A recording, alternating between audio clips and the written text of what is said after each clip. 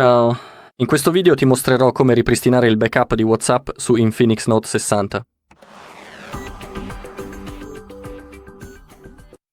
Ok, prima di avviare WhatsApp dobbiamo assicurarci di aver effettuato l'accesso all'account Google corretto. Basta aprire Impostazioni, poi scorrere verso il basso, andare su Google e qui devi essere connesso esattamente allo stesso account Google che hai selezionato in passato quando hai creato il backup di WhatsApp. Ora, apri WhatsApp, seleziona la lingua, clicca su Accetta e continua. Puoi consentire le notifiche. Scegli il tuo numero di telefono. Poi clicca su Avanti e ora dobbiamo verificare. Abbiamo 3 metodi per farlo. Abbiamo la chiamata persa, la chiamata vocale o il codice dal messaggio SMS. Attualmente è selezionata la chiamata persa, quindi rimani su questo metodo. Secondo la mia opinione personale, funziona nel modo migliore. È il più veloce. Ok.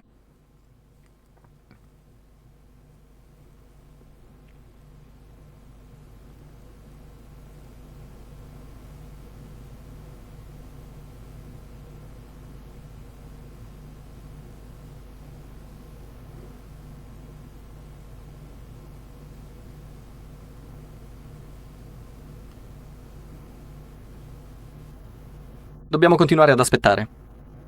In realtà, ci sta mettendo più del previsto. Di solito si fa tipo dopo pochi secondi e qui continua a caricare e caricare.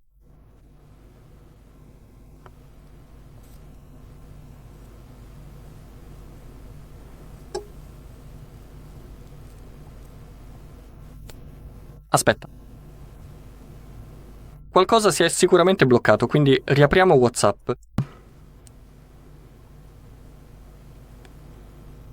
Clicca su Continua, clicca su Consenti, consenti e consenti tutto. Ok, ora è apparso. Quindi, se hai un problema come il mio, semplicemente chiudi l'app e poi riaprila. Ora seleziona Ripristina dal backup e clicca su Continua.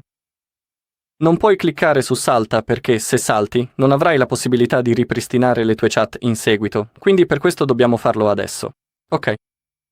Clicca su Avanti. Qui puoi digitare il tuo nome e cambiare la foto del profilo.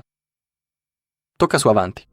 E ora, come puoi vedere, tutto è stato ripristinato con successo, inclusi video, foto e ovviamente i messaggi normali. Perfetto, è tutto. Se ti è piaciuto, metti like, un commento e iscriviti al canale.